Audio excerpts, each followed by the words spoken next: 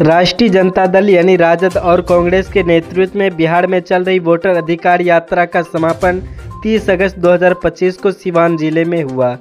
इस यात्रा में राजद नेता तेजस्वी यादव और समाजवादी पार्टी के राष्ट्रीय अध्यक्ष अखिलेश यादव ने हिस्सा लिया। तेजस्वी ने इस यात्रा को बिहार में मतदान सूची में कथित अनियमितताओं के खिलाफ जनता को जागरूक करने का एक प्रयास बताया। उन्होंने नीतीश कुमार पर अगुवाई वाली एनडीए सरकार पर निशाना साधते हुए कहा कि यह यात्रा सत्ताधारी गठबंधन को असहज कर रही है, क्योंकि यह मतदाताओं के हक की बात उठा रही है। दूसरी ओर भारतीय जनता पार्टी यानी बीजेपी ने इस यात्रा को राजनीतिक नौटंकी करार दिया है और कहा कि यह केवल विपक्ष की हताशा का परिणाम है। इस यात्रा ने बिहार के कई जिले जैसे पटना, वैशाली, मुजफ्फरपुर और सीवान में जनसभाओं के जरिए लोगों को मतदान सूची की जांच करने के लिए प्रेरित किया। यात्रा 2025 विधानसभा चुनाव से पहले सियासी माहौल को और गर्म कर रही है। विशेष गहन पुनरीक्षण यानी एसआईआर प्रक्रिया को लेकर विपक्ष और सत्ताधारी पक्ष के बीच तनाव बढ़ गया है। मुख्यमंत्री नीतीश कुमार ने महिलाओं के लिए सशक्तिकरण और ग्रामीण अर्थव्यवस्था को मजबूत करने के लिए मुख्यमंत्री महिला रोजगार योजना की शुरुआत की है। इस योजना के तहत प्रत्येक परिवार की एक महिला सदस्य को पहली किस्त के रूप में 10,000 रुपये की आर्थिक सहायता दी जाएगी। इसके अलावा स्वरोजगार शुरू करने वाली महिलाओं के लिए 2 लाख रुपये तक का अनुदान दिया जाएगा। यह योजना विशेष रूप से ग्रामीण क्षेत्र की महिलाओं को लक्षित करती है ताकि वे छोटे मोटे व्यवसाय शुरू कर सके। इस योजना का लाभ बिहार के सभी जिलों में उपलब्ध होगा और इसके लिए ऑनलाइन पंजीकरण शुरू हो चुका है। यह योजना बिहार की महिलाओं के लिए रोजगार के नए अवसर खोलेगी और 2025 के चुनाव में नीतीश सरकार की छवि को मजबूत करने में मदद कर सकती है। हालांकि विपक्ष ने इसे चुनावी जुमला करार दिया है।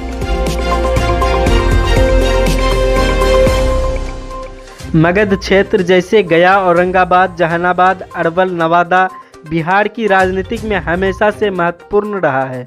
इस क्षेत्र की 26 विधानसभा सीटें 2025 के चुनाव में निर्णायक साबित हो सकती है।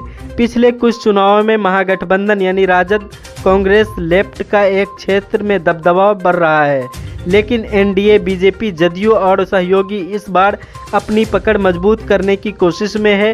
बीजेपी ने इस क्षेत्र में कई रैलियां और जनसंपर्क अभियान शुरू किए हैं, जबकि राजद स्थानीय मुद्दे जैसे बेरोजगारी और बाढ़ को उठा रही है।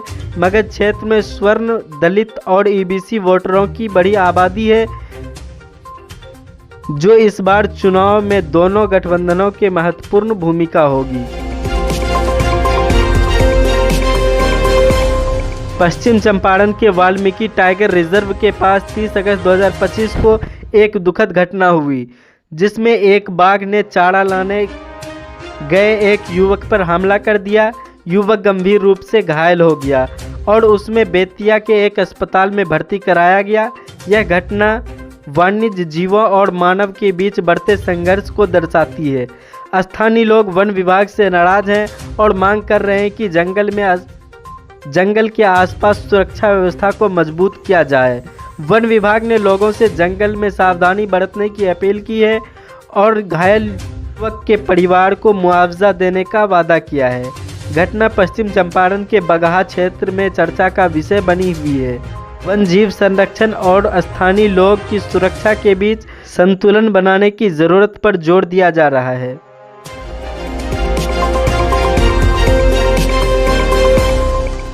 बिहार में निषाद समुदाय जैसे मल्लाह, बिंद, केवट आदि के सियासी ताकत लगातार बढ़ रही है। 2023 की जाति जनगणना के अनुसार निषाद समुदाय की आबादी बिहार में लगभग 5.5% है, जो इसे अति पिछड़ा वर्ग यानी ईबीसी में एक मजबूत शक्ति बनाती है। मुजफ्फरपुर, वैशाली, सीतामढ़ी, दरभंगा और खगड़िया जैसे जिले में निषाद वोटर 30 से 40 विधानसभा सीटों पर निर्णायक भूमिका निभा सकते हैं। विकासशील इंसान पार्टी यानी वीआईपी के नेता मुकेश सहनी इस समुदाय के प्रमुख चेहरा है और वे इस बार चुनाव में निषाद वोटरों की एकजुट करने की कोशिश कर रहे हैं। निषाद समुदाय का समर्थन किसी भी गठबंधन के लिए गेम चेंजर साबित हो सकता है। सहनी की रणनीति पर सभी दलों की नजर है। बिहार में विशेष गहन पुनरीक्षण यानी SIR प्रक्रिया को लेकर सियासी विवाद गहराता जा रहा है। राजद नेता तेजस्वी यादव, NDA सांसद वीणा देवी और बीजेपी की मेयर निर्मला देवी पर दो वोटर कार्ड रखने का आरोप लगाया है। तेजस्वी ने इसे वोट चोरी का हिस्सा बताया है और वह कहा कि NDA मतदाता सूची में गड़बड़ी कर रही है। इस मुद्दे पर विपक्ष ने चुनाव आयोग में शिकायत दर्ज की है और मामला सुप्रीम कोर्ट में भी पहुंच गया है।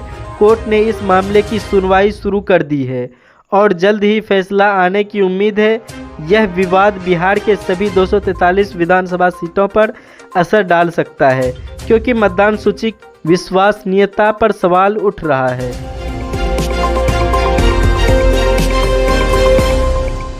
बेगूसराय जिले में 30 अगस्त 2025 को एक दिल दहलाने वाली घटना हुई जिसमें अपराधी ने एक 2 साल की मासूम बच्ची को गोली मारकर हत्या कर दी।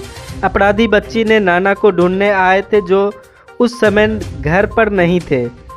इस घटना ने स्थानीय लोगों में दहशत फैला दी है। बेगूसराय पुलिस ने मामले की जांच शुरू कर दी है और अपराधियों की तलाश में छापेमारी कर रही है। स्थानीय लोग पुलिस प्रशासन से सख्त कार्रवाई की मांग कर रहे हैं। बेगूसराय में बढ़ते अपराध ने कानून व्यवस्था पर सवाल उठा रहे हैं। यह मुद्दा विधानसभा चुनाव के विपक्ष के लिए एक बड़ा हथियार बन सकता है।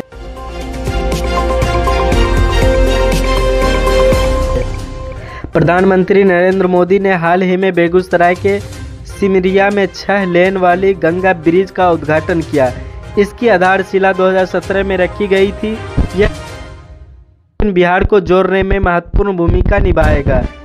इससे पटना, बेगूसराय, समस्तीपुर और खगड़िया जैसे जिलों में यातायात सुगम होगा। इस ब्रिज से माल ढुलाई और यात्रियों के लिए समय की बचत होगी जिससे स्थानीय व्यापार को बढ़ावा मिलेगा। यह परियोजना बिहार के लिए एक महत्वपूर्ण कदम है और क्षेत्रीय विकास में योगदान देगी। बिहार सरकार औद्योगिक विकास को बढ़ावा देने के लिए कई महत्वाकांक्षी योजनाएं चला रही है। गया में 1300 इंडस्ट्रीज मैन्युफैक्चरिंग क्लस्टर का निर्माण तेजी से चल रहा है जो स्थानीय युवाओं के लिए रोजगार के अवसर पैदा करेंगे। इसके अलावा खाद्य प्रसंस्करण, कपड़ा उद्योग और छोटे माध्यम उद्योग को बढ़ावा देने के लिए कई परियोजनाएं शुरू की गई है। बिहार के सभी जिले में औद्योगिक इकाइयों को प्रोत्साहन देने के लिए विशेष सब्सिडी और लोन की व्यवस्था की गई है। ये परियोजनाएं बिहार की अर्थव्यवस्था को मजबूत करेगी और बेरोजगारी को कम करने में मदद करेगी।